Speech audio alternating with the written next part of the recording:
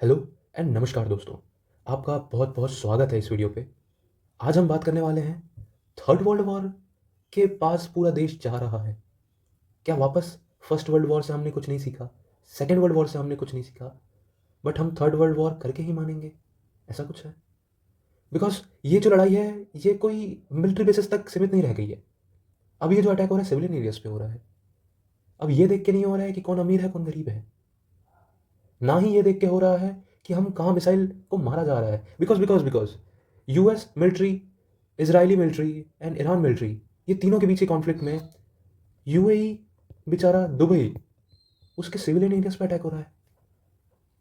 बुर्ज खलीफा जो कि अपनी ह्यूज वर्ल्ड टॉलेस्ट बिल्डिंग के नाम से जाना जाता है, उसके नियर अराउंड मिसाइल से इंटरसेप्ट हो रही है, ड्रोन से इंटरसेप्ट हो रहे हैं।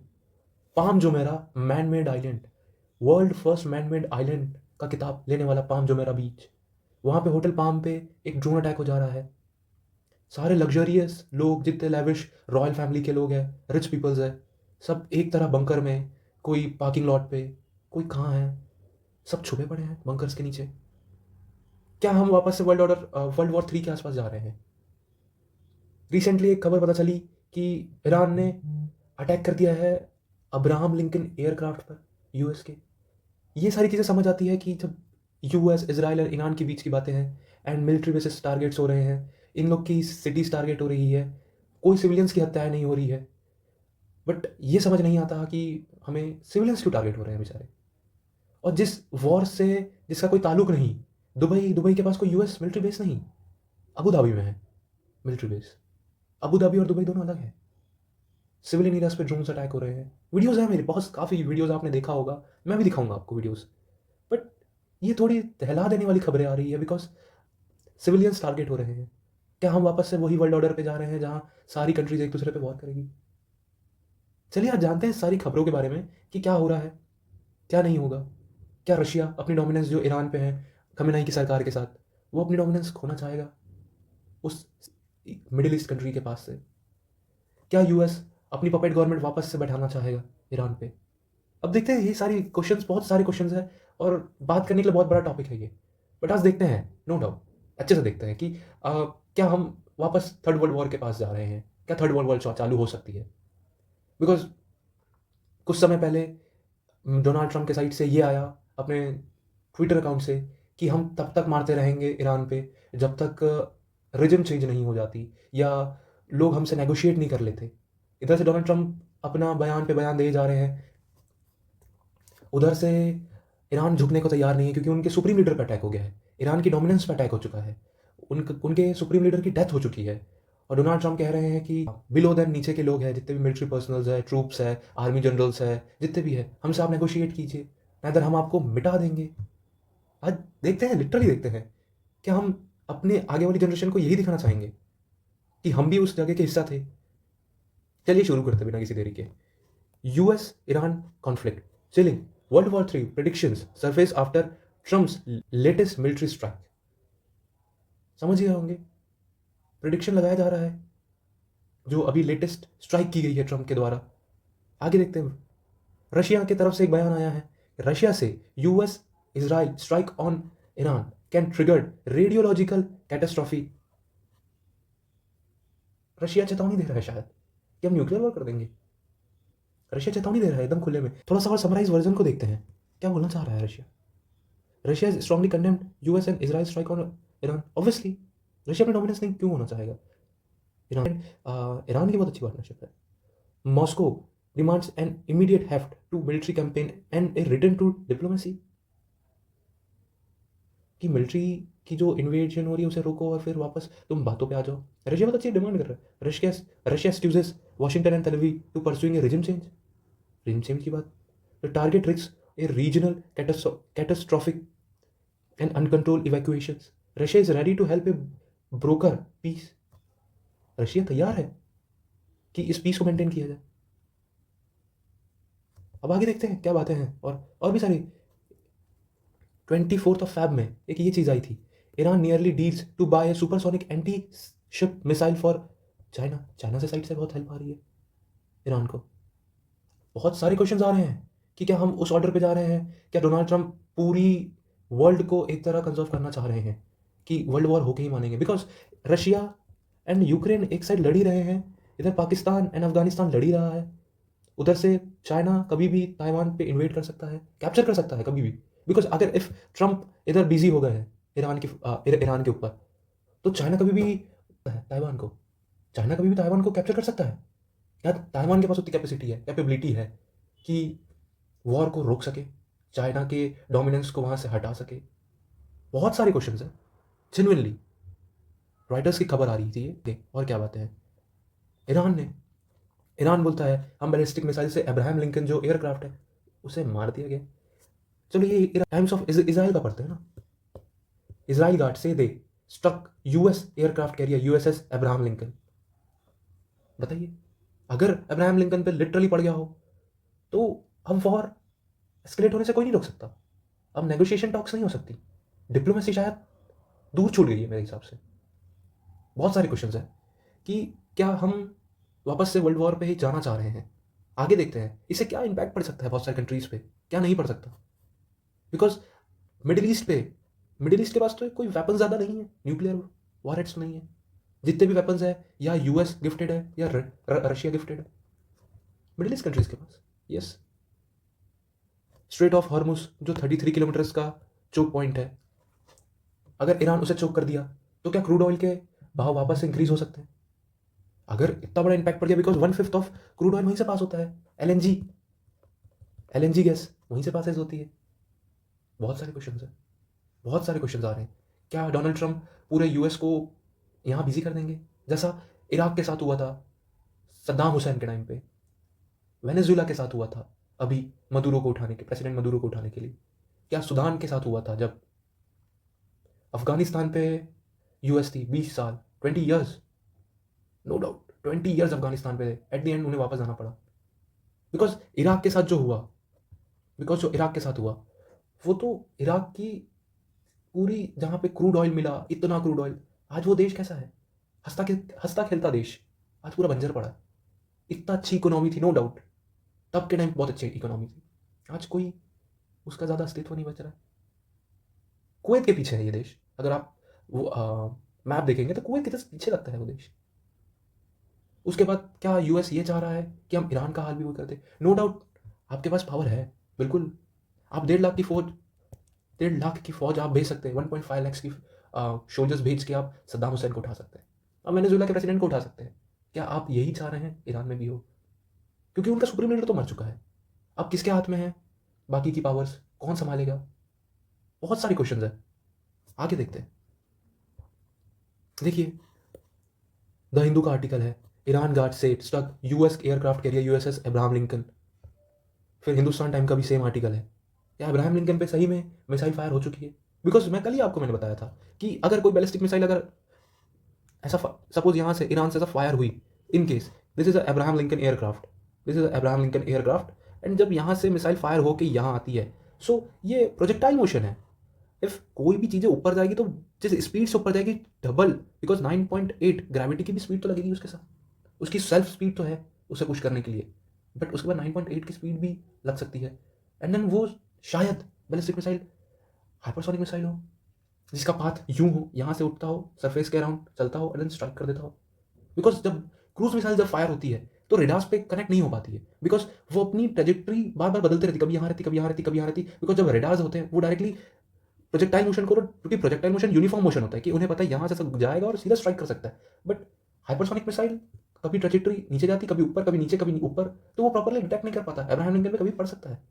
एंड मैंने आपको ऊपर ही दिखा दिया था स्लाइड, मैंने आपको यही बता दिया था कि चाइना के साथ डील हो चुकी है सुपरसोनिक एंटी शिप मिसाइल के बारे में। सो क्या अब्राहम लिंकन डिस्ट्रॉय हो चुका है?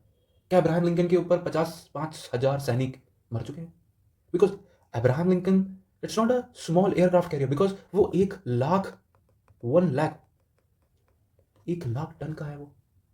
और सिर्फ अब्राहम लिंकन ही नहीं दौड़ता, डिस्ट्रॉयर्स रहते हैं उसके ऊपर, शिप के ऊपर एयरक्राफ्ट रहते हैं, एंड नीचे सबमरीन्स चलती है, पूरा एक चलता फिरता मिलिट्री बेस रहता है वो जब वो चलता है। तो उसके साथ रेडार्स रहते हैं, बहुत बड़े बड़े रेडार्स रहते हैं, अगर एक साइड से मिसाइल चोक हो गया तो हम कहीं और से मार सकते हैं, उसे डिस्ट्रॉय कर सकते हैं।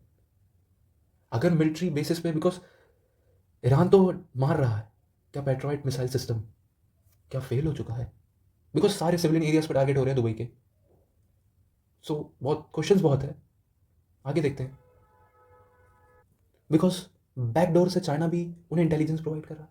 देखिए ना, खबर है कि is China flexing a intelligence muscles by tracking US military move near Iran. Because ये देख सकते हैं ना, ये इंटेलिजेंस है, चाइना प्रोवाइड कर सकता है। हम हमारे टाइम पे भी, ऑपरेशन सिंदूर के टाइम में भी चाइना ने सपोर्ट किया था, और ईरान के साथ तो उसका करना बनता भी है, बिकॉज वेनेजुला से वो ऑयल लेता था, ईरान से ऑयल लेता था, और बीच में हालांकि 400 मिलियंस डॉलर की डील किया था उसने ऑयल, क्रूड ऑयल के लिए। बिलियंस डॉलर थी या मिलियंस डॉलर था, I don't know, I think millions dollar ही होंगे। बिलियंस डॉलर की डील किया था। क्या अपने एसेट्स चाइना भी खोना चाहेगा जहां से उसे एकदम चीप क्रूड ऑयल मिलता है? नो डाउट, बिल्कुल नहीं, कोई कंट्री नहीं चाहेगा अपने एसेट्स को वो खोए। शायद तभी इंटेलिजेंस प्रोवाइड कर रहा हो। ये देखिए ना, सारी इंटेलिजेंस है ईरानियंस के पास। यूएस के कहाँ मिलिट्री बेसिस है, कितने हैं, कितना एक्टिव है, कितने नहीं है, अब्राहम लिंकन कहाँ है, डिस्ट्रॉयर शिप्स कहाँ है। बिकॉज हम जो बाहर बैठे हैं, आप हम सब एक जैसे ही, जब हमें पता चल रहा है डिस्ट्रॉयर्स कितने लगे हैं, कहाँ हैं मिल्ट, तो क्या उन्हें इंटेलिजेंस को नहीं पता होगा? आगे देखते हैं। बिकॉज मैं ऐसा भी नहीं कह रहा कि ईरान की कोई इसमें गलती नहीं है। बिकॉज देखिए ना, 2009 में वहाँ पे ग्रीन मूवमेंट चालू हो गया था, और ये ग्रीन मूवमेंट इसलिए था बिकॉज वहाँ पे इलेक्शन प्रॉपर से कंडक्ट नहीं किए गए थे। एंड उसके बाद दो स्टेट क्रैकडाउन हो गया था, स्टेट क्रैकडाउन हो गए थे, स्टेट क्रैकडाउन हो गए थे। फिर 2022 में तो आपको पता है वो हिजाब वाला इंसिडेंस, वुमेन लाइफ के बारे में, किसी एक वुमेन को वहाँ पे कस्टडी में लेके गए थे, एंड देन मार दिया गया था उस वुमेन को बिकॉज ऑफ उसने हिजाब वेयर नहीं किया था, या हिजाब के साथ हिजाब ओपन करके चल रही थी। आई डोंट नो, ज़्यादा प्रॉपर वे पे नहीं पता, बट या इतना तो है कि वो हिजाब पहनी थी बट अपना फेस कवर नहीं की थी, इसलिए उसको कस्टडी में लेके गया एंड देन मार दिया गया। 2022 की खबर है ये। एक वुमेन को मार दिया गया कस्टडीज के अंदर, पुलिस कस्टडी में उसे मार दिया गया, इतना पीटा कि वो मर गई। बहुत बड़ी खबरें आ रही थी उस समय, 2022 की बात है। करेक्ट। सो किसी पे हम ब्लाइंडली बिलीव नहीं कर सकते कि कौन सही है कौन गलत है। आगे देखते हैं। इकोनॉमिक टाइम्स की ये रिपोर्ट है, Iran war ahead of strike, Trump told attack was high risk and high reward. मतलब इसमें रिस्क बहुत है। अब्राहम लिंकन जैसे एयरक्राफ्ट कैरियर जो यूएस के पास 11 है, उनमें से एक अब्राहम लिंकन भी है। आई थॉट अगर वो डिस्ट्रॉय हो गया हो, सो अब 10 ही बचेंगे। आप समझ पा रहे हैं, अगर वो डिस्ट्रॉय हो गया होगा गलती से उसके जहाँ पे वो, क्योंकि न्यूक्लियर एयरक्राफ्ट था, न्यूक्लियर से चलता था वो, न्यूक्लियर एनर्जी से, एंड गलती से वहाँ स्ट्राइक हो गई हो, सो सारे वाटर्स पे भी पॉल्यूटेड हो जाएगा वाटर, वहाँ की बायोलॉजिकल डाइवर्सिटी भी खराब हो सकती है वाटर की। बहुत क्वेश्चंस है। इंसान नहीं बच पा रहे हैं, प्राणी कैसे बच पाएंगे? ये वो वाली बातें हैं, इंसान ही नहीं बच पा रहे, और डोनाल्ड ट्रंप बहुत बड़ी गेम खेल रहे हैं। इसमें हाई रिस्क इसलिए है बिकॉज कहीं भी यूएस का लॉस होता ही होगा। यूएस के लॉस के साथ ही साथ गल्फ कंट्रीज का भी लॉस हो ही रहा है। जैसे दुबई, वो बेचारे बेफालतू के, जिनके पास कुछ है नहीं, सिविलियन एरियाज पे टारगेट हो रहे हैं। वो अपनी टूरिज्म कल्चर पे वो डिपेंड थे, उन्होंने कभी किसी के सामने सामने से जाके मारा नहीं किसी को कुछ बोला नहीं, उन पर अटैक हो जा रहा है। That was very shameful thing. High risk तो आपको पता चल गया, हाई रिवॉर्ड मीन्स अब आपको ये पता चलेगा, बिकॉज अब तो Saudi Arabia, UAE, Qatar, Bahrain, ये सारी कंट्री, कुवैत, ये सारी कंट्रीज अब तो एक हो जाएगी। ऑब्वियसली सब एक ही है, गल्फ कंट्रीज कहलाती है। क्या सब स्ट्राइक करने को रेडी है? बिकॉज कल मैंने सऊदी अरेबिया के साइड से एक पोस्ट देखा था, अगर आप हम पे अटैक करेंगे तो हमें ना चाह के भी आप पे रिटेलिएशन करना पड़ेगा, बिकॉज हमारी सिविलियन कैजुअलिटी बढ़ रही है, हो रही है। ये बयान था उनका। हाई रिवॉर्ड तो ऑयल ही है, ऑयल ही मेन रिवॉर्ड है। बिकॉज वेनेजुएला के टाइम पे क्या हुआ, अभी प्रेसिडेंट मदुरो को उनके घर से उठा दिया गया यूएस की डोमिनेंस के अनुसार। यूएस अपनी डोमिनेंस दिखाया वहाँ पे वेनेजुएला पे, तुम हमारी बात नहीं सुनोगे तो हम आप पे कैसे भी अटैक कर सकते हैं। आप ड्रग्स बेचते हैं, लाइक आप ड्रग्स सप्लाई करते हैं इधर उधर, इस चक्कर में आपने सिटिंग प्रेसिडेंट को उठा दिया उनके घर से। क्या आप ये वर्ल्ड ऑर्डर सेट करना चाह रहे हैं कि अब चाइना भी इन्वेट करता है वहाँ पे?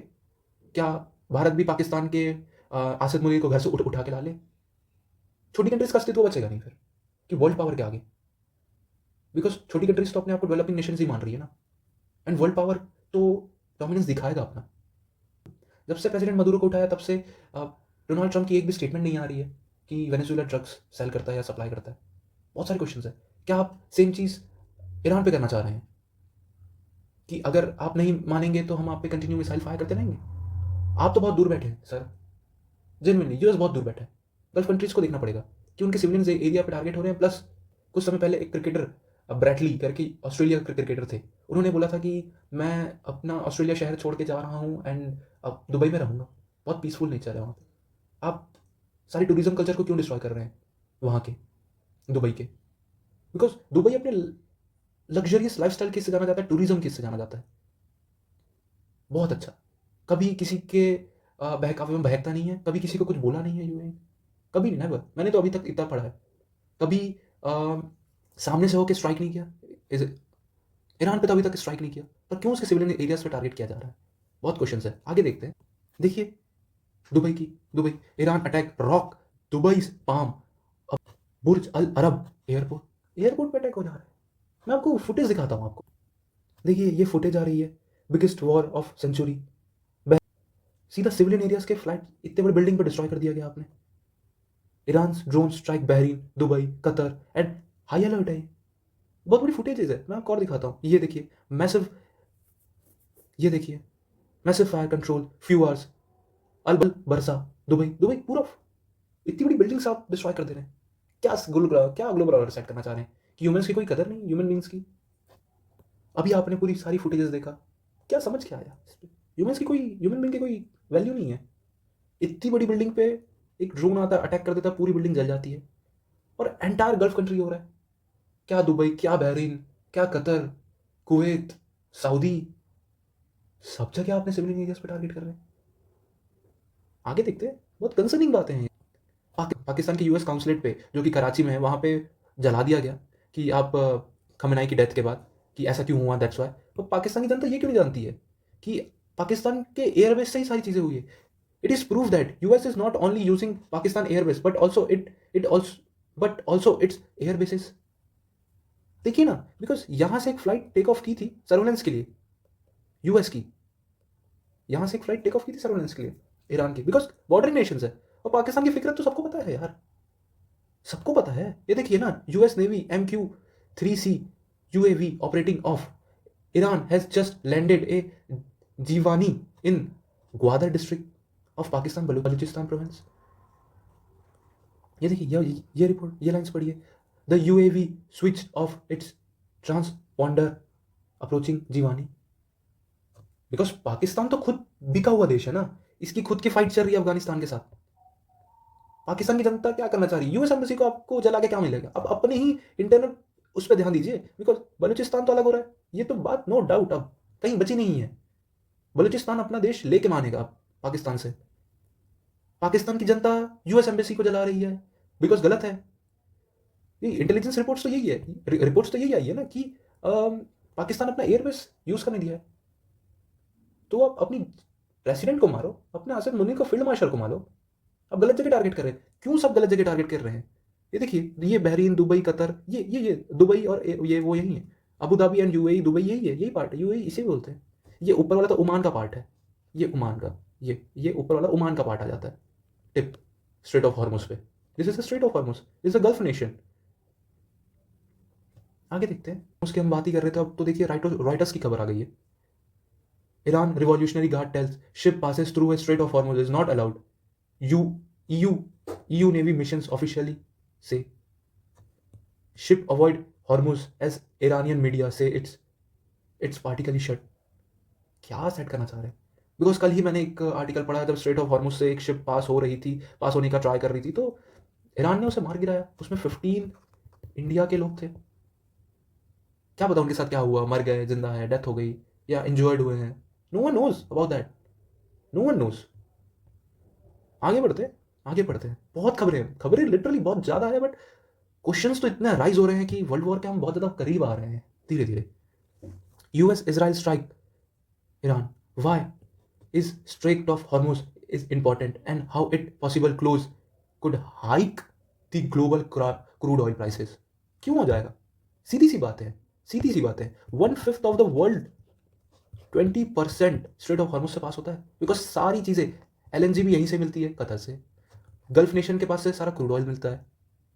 OPEC plus, major of the OPEC plus countries यहीं पे ही है, मेजर, जिनके पास डोमिनेंस है।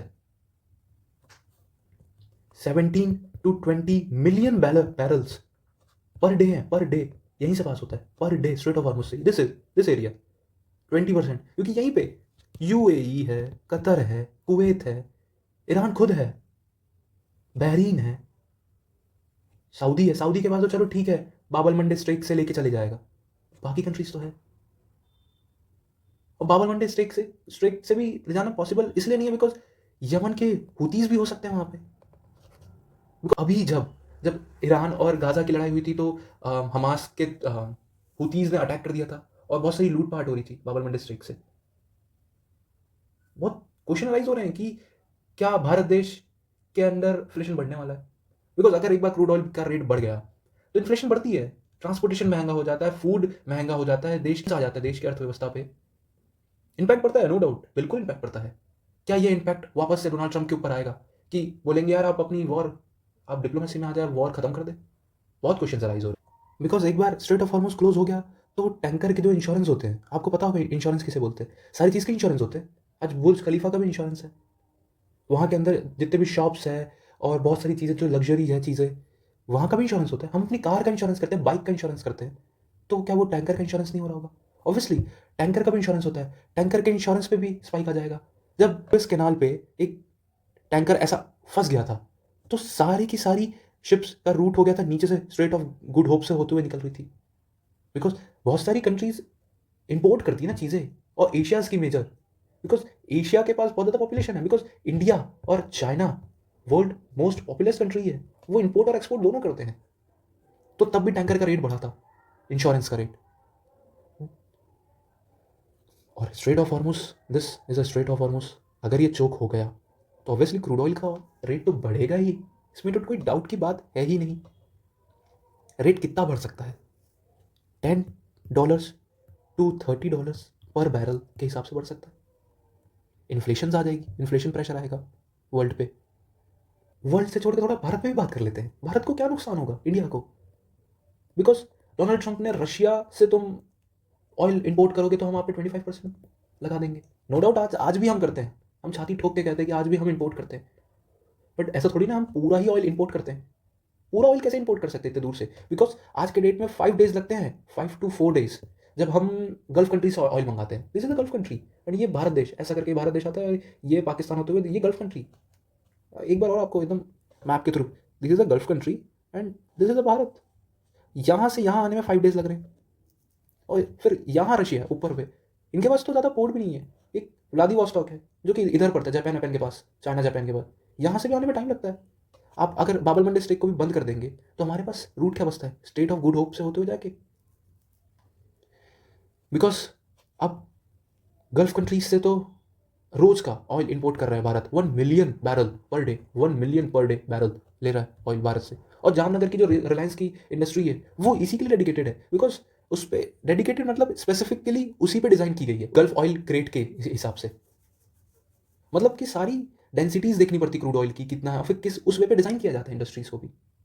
और Jamnagar refinery gulf oil grade के हिसाब से ही डिजाइंड है। बिकॉज इंडिया के पास अभी तक स्ट्रेटेजिक रिजर्व जो होते हैं फिलहाल के, वो 9 to 10 days के ही है, और कमर्शियल रिजर्व जो रिजर्व होता है प्रॉपर कमर्शियल रिजर्व, वो भारत देश के पास 74 to 75 days के। तो टोटल ओवरऑल बैठता है 45, 85 एंड 48 days का, नियर अराउंड 85 days का ले लेते हैं। और IEA की रिपोर्ट के अनुसार 90 days का होना चाहिए इनपुट, आपके पास रिजर्व 90 days के रिजर्व होनी चाहिए। समझ पा रहे बातों को?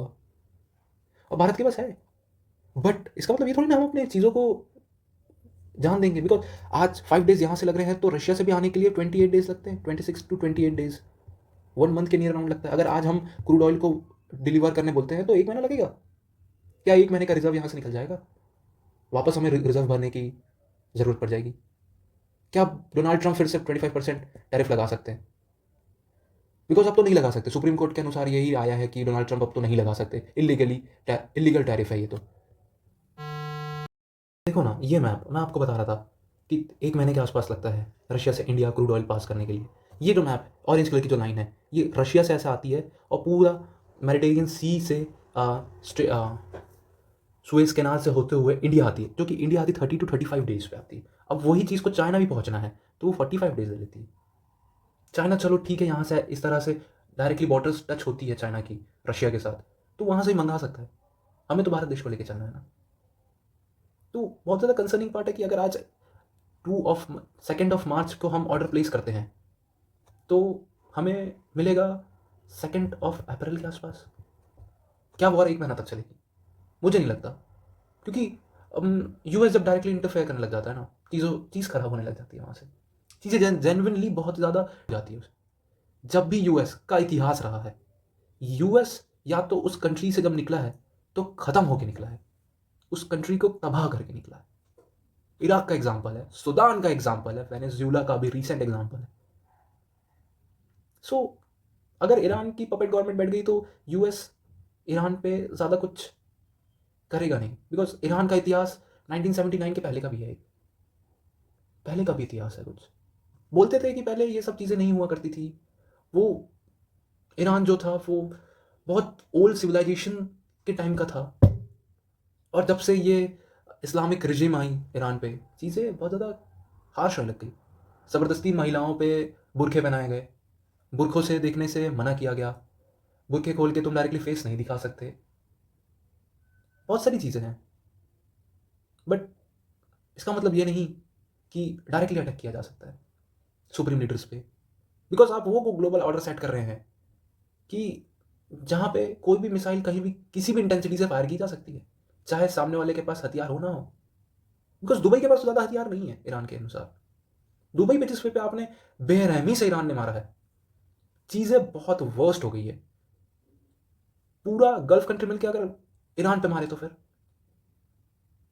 ईरान के लोगों पे भी डैमेज होगा ना। जब फाइट इसराइल यूएस और ईरान की है तो गल्फ कंट्रीज क्यों बीच में आ रही है?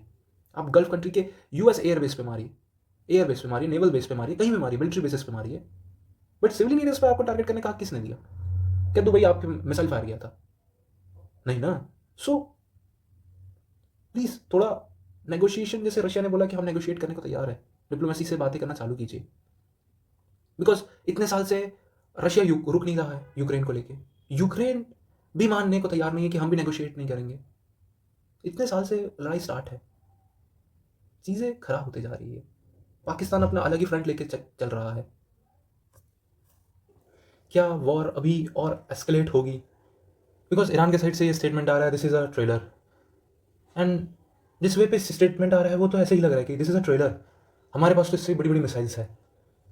चाइना बोल रहा है कि हम उन्हें इंटेलिजेंस प्रोवाइड कर रहे हैं। चाइना बोल नहीं रहा है, मीडियाज के थ्रू इन्फॉर्मेशन आ रही है कि चाइना बैकिंग कर रहा है, इंटेलिजेंस दे रहा है, कहाँ कहाँ क्या क्या चीज़ें हैं। क्या वर्ल्ड वॉर की शुरुआत हो चुकी है? क्वेश्चंस बहुत सारे अराइज हो रहे हैं। क्या ये ट्रेलर है? इससे भी ज़्यादा वर्स्ट सिचुएशन आने वाली है कि बस अब अटैक ही हो जाएगा, फुल फ्लैज्ड अटैक हो जाएगा। क्या यूएस अपना मिलिट्री वेपन यूज़ करेगा? सॉरी टू से, मुझे बोलना पड़ रहा है, बिकॉज जिस वे पे कंडीशंस आ रही है उस वे पे ऐसा लगता है। मुझे बिल्कुल नहीं लगता कि यूएस अपना न्यूक्लियर वेपन यूज़ करेगा, बिकॉज यूएस के सिविलियन एरियाज पर अटैक नहीं हो रहा है अभी, और इसराइल ने पहले ही स्टेट ऑफ इमरजेंसी डिक्लेयर कर चुकी है। सारे लोग बंकर्स में हैं। जिस दिन से इसराइल ने अटैक किया था ईरान पे, उस दिन से इसराइल के सारे लोग बंकर्स पे हैं। सिविलियन एरियाज पर टारगेट हो रहे हैं, नो डाउट, लोग मरेंगे, बस उस इंटेंसिटी से नहीं मर रहे, बिकॉज अबू धाबी में तो ऐसा कुछ था ही नहीं, अलर्ट था ही नहीं, क्योंकि Abu Dhabi is not a part of Israel और यूएस।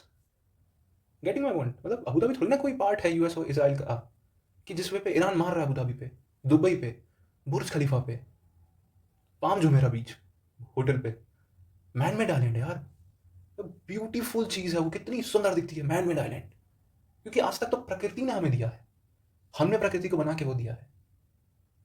ये नमूना है इंजीनियरिंग का, टेक्नोलॉजी का, आप उस जगह पे डिस्ट्रॉय कर रहे हैं।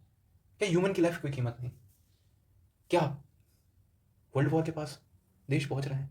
बिकॉज रशिया चाइना बैक कर रहे हैं ईरान पे, एंड यूएस एंड इसराइल मिल के मार रहे हैं। ईरान के साइड से 2 ग्लोबल पावर नेशंस बैक कर रहे हैं, एंड यूएस वर्ल्ड पावर है, एंड इसराइल भी। इसराइल के वेपन्स तो आपको मैंने कुछ इसके पहले वाली वीडियोस पे बताया था कितने घातक है। मुझे लगता है जब खमेनाई की जब डेथ हुई होगी, सो आयतुल्लाह अली खमीनी की जब डेथ हुई होगी, सो मुझे लगता है गोल्डन हॉराइजन मिसाइल सही हुई होगी। अगर एफ बंकर पे भी छुपे होंगे वो, सो वहाँ जाके फटा होगा, क्योंकि इसराइल कभी भी रिक्स पे बहुत गेम खेलता है, बहुत बहुत ज़्यादा, क्योंकि इसराइल की लोकेशन ही वैसी है कि वो चारों ओर से अपने दुश्मनों से ही घिरा हुआ है। ऊपर लेबनान, बाजू में Jordan, Egypt, Hamas, Palestine, Gaza. So उसे तो वेपन डेवलप करने की टेक्निक पता है, कहाँ मारना है, कितना इंटेंसिटी से मारना है, कहाँ मरेगा कोई इंसान, कैसे कैजुअल, कैसे डेथ होगी, कितने इंटेंसिटी में उसकी डेथ होगी, बहुत अच्छे से पता है। उसकी टेक्नोलॉजी पे बिल्कुल आंख बंद करके भरोसा कर सकते हैं एवरीवन, क्योंकि सबको पता है बहुत अच्छी टेक्नोलॉजी रखता है डिफेंस के रिलेटेड इसराइल। बहुत सारे क्वेश्चन है, अराइज बहुत हो रहे हैं, चलिए देखते हैं आगे क्या होता है। धन्यवाद अगर आपको ये वीडियो अच्छी लगी हो तो।